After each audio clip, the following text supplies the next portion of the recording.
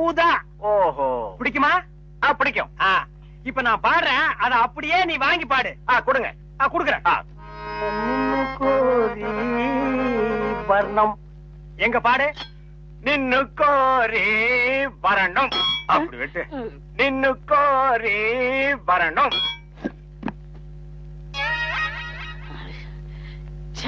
பாயே, நீ பாட்டு கத்துக்கு வந்தியா இல்ல வீட்டை கொத்தி விட்டு போலான்னு வந்தியா? அந்த கத்தி கொஞ்சம் குடுக்குறியா?